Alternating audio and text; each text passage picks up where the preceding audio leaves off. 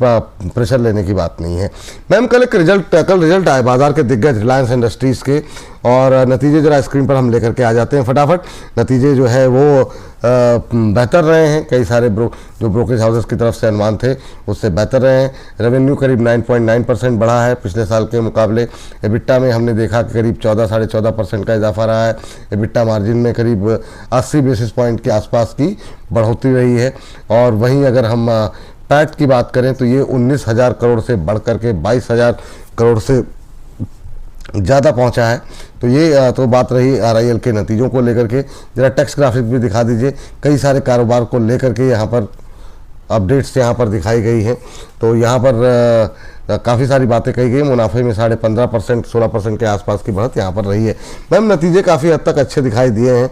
O2C segment जो इनका है, ऑयल टू केमिकल सेगमेंट, उसमें हम देख रहे हैं कि 1.6 लाख करोड़ रुपए के आसपास की रही है। उत्पादन क्षमता बढ़ी है और ये बढ़कर के 20.8 मिलियन टन रही है।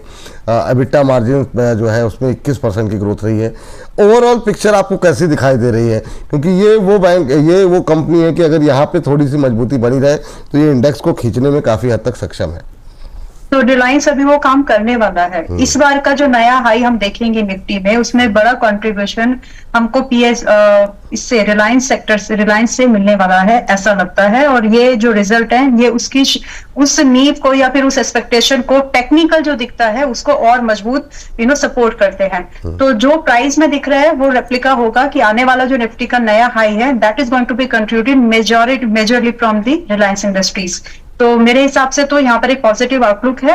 एंड अगर कोई भी फिलहाल इन्वेस्टमेंट के बारे में सोच रहे हैं, इतना ही रखिए कि ये निफ्टी को रेप्लिका करता है बहुत हद तक। यानी जो गेन आपको निफ्टी ETF में मिलेंगे वो लगभग आपको यहाँ मिलेंगे। तो आप वो एक्सपेक्टेशन के साथ में इसमें पैसा लगा सकते हैं। आज ही लगभग 1416 के पास में ही पिछले सेशन में क्लोज हुआ। और बहुत आसानी से अगर आप एक ट्रेडर भी हैं या इन्वेस्टर भी हैं, ये उतने ही गेन देगा। वैसे मोमेंटम के बाद थोड़ा स्लो हो जाता है। तो आपको 1470 का एक पहला टारगेट आप एक्सपेक्ट करिए एंड एज्यूम कि अगर ये 1470 जाता है तो निफ्टी कहाँ जाने वाला है।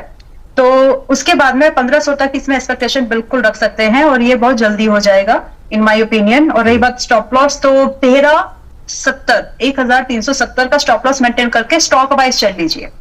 ठीक, तो अभी मैम करंट लेवल पे भी बाय कर सकते हैं मंडे है? हाँ जी, हाँ जी, हाँ जी। ठीक है, ये बात मंडे हो सकता है कि थोड़ा बहुत गैप अप वगैरह खुल जाए क्योंकि पोस्ट मार्केट रिजल्ट आया है। तो आप एक रेंज कंसीडर समझ लीजिए कि 1400 से 1440 इज ऑल्सो बाइंग रेंज, क्योंकि हमारे टारगेट थोड़े ऊपर के हैं। ठीक है मैम।